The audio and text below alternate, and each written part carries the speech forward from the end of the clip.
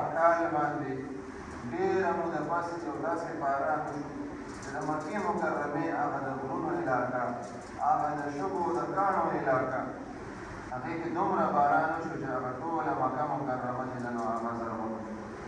هغې کې شنه چې دي نو راوخته و، سرسبز او شادابه شوه، او هغه فضا چې ده نو هغه ډېره مزېداره شوه، هوا ډېره ښکلې شوه.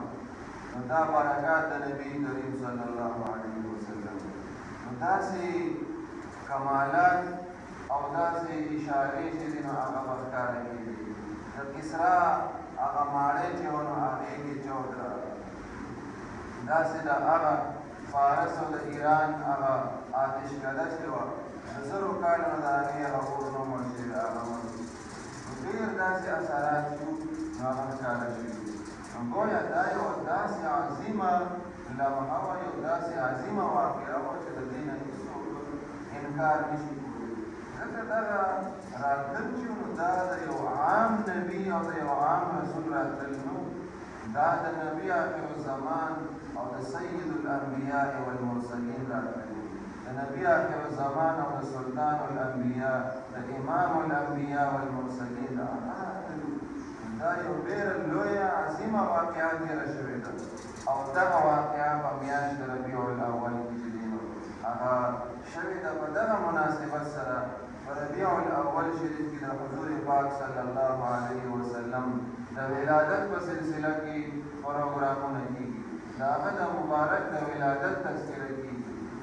که یو سړی وایي چې زه د سیرت چې دی نو تذکره کول غواړم، د حضور پاک صلی الله علیه وسلم حالات بیانول غواړم، د حضور پاک صلی الله علیه وسلم د معجزاتو تذکره کول غواړم، د هغې د غزواتو تذکره کول غواړم، د هغې د تعلیماتو تذکره کول غواړم، نو د هغې ابتدا به د څه نه کېږي؟ د هغې سیرت ابتدا به د ولادت به سعادت د حضور پاک صلی الله علیه وسلم نه کېږي. څومره کتابونه د سیرت چې دي نو د هغې ابتدا د څه نه شوې ده؟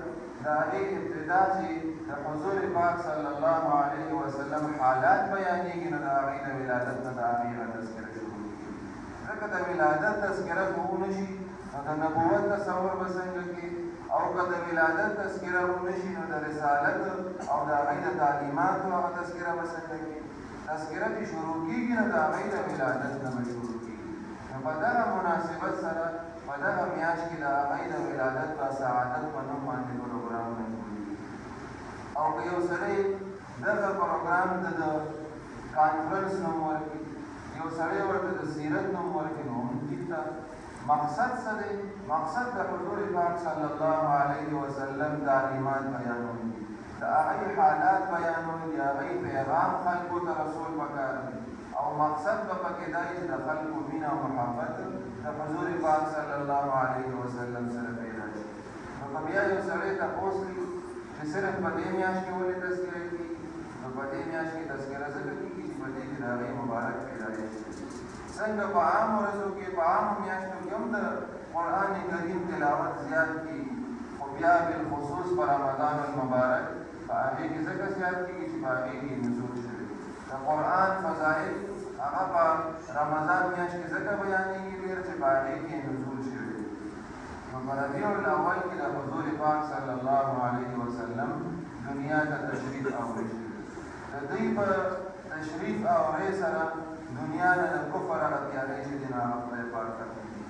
د اسلام رڼا چې ده نو هغه ټوله دنیا ته خدای پاک خوره کړه، او د ظلم هغه وختونه الله تعالی ختم کړي. د بیت الله شریف طواف به چې خلکو کولو نو هغه به یې بغیر د لباس نه کولو. کانت قریش یطوفون بالبیت وهم عورات. دوی به طواف کولو د بیت الله شریف، او څه به یې کول؟ جامې به یې په بدن باندې نه وي. وایي دا جامې مو ځکه نه دي اچولې، وایي دغه جامو کې مونږ ګناه کړی دی، اوس پکې طواف کوو. دغه دومره جهالت پوره په هغه وخت کې، او شپېلي به یې والو، لاسونه به یې پرکول.